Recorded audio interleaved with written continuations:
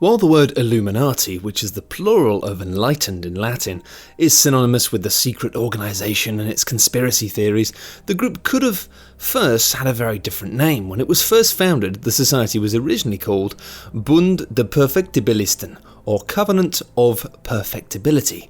This less catchy moniker was quickly altered as it decided it sounded a bit strange, didn't it? Well, of course, Illuminati, that's not strange at all. Although many consider the Illuminati to be a religious order, the opposite is actually true. This secret society was based upon the ideals of logic and empiricism, the theory that all knowledge is based on experience derived from the senses. In fact, one of the reasons the original Illuminati existed was as an attempt to reduce the influence of the Roman Catholic Church. And to be honest, if they do still exist, then they're doing a pretty poor job of that. Like many secretive organisations, the Illuminati's members work within a hierarchy. There are 3 classes within the system. The first and the lowest is the nursery. This class contains the noviciate, the Minerval, and Illuminatus Minor. The middle class is the Masonic grades, which contains 3 subgrades of apprentice, companion, and master, while at the highest level is the mysteries. The lesser members of this class include priest and prince, rising all the way up to ranks of mage and king. The Illuminati was founded in the city of Ingolstadt in Upper Bavaria on the 1st of May in 1776. The key founder was Adam Weishaupt, a professor of canon law and practical philosophy at the city's university. He originally formed the group with 4 other students who were to be given aliases. Their chosen names were Ajax, Agathon, Tiberius, Erasmus, Rhetoridamus, and, for Weishaupt, the very manly Spartacus. Oh, he saved the best for himself, didn't he? And why wouldn't you? For a lot of people, the words Illuminati and New World Order are the same thing, but that's far from the truth. While the Illuminati have been around in one form or another since the 1770s, the New World Order theory was some anti-Jewish propaganda that came about at the start of the 20th century. It revolved around anti-Semitic authors such as Nestor Webster and Edith Starr Miller, who claimed these secret societies were powered by Jews seeking world domination. Although, to be fair, people talk about the Illuminati still being a thing, but nobody actually really knows whether or not they are, and there's a really good chance they just aren't.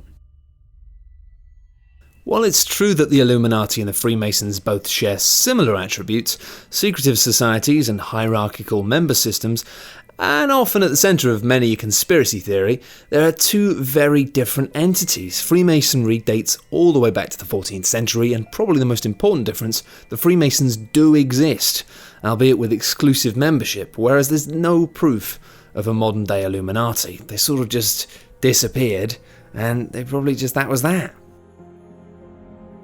There are 2 symbols most associated with the Illuminati today, the pyramid and the all-seeing eye, yet neither of these were originally used by the group. When it was first founded, the Illuminati adopted the Owl of Athena and the Owl of Minerva as a kind of their emblem. This symbol of knowledge comes from Roman mythology and was chosen to represent the society's wisdom and insight. The eye in the pyramid? That's kind of new.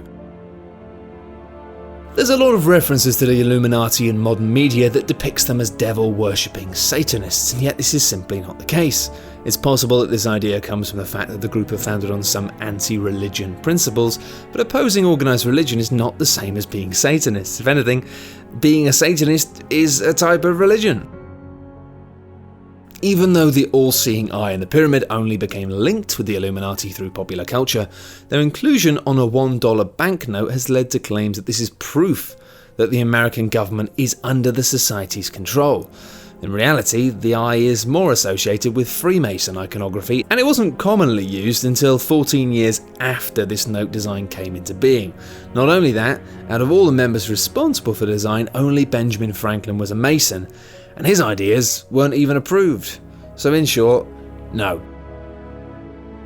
Virtually every major event that's taken place in the last few centuries have had whispers of Illuminati conspiracy being behind it. Oh, conspiracy, etc.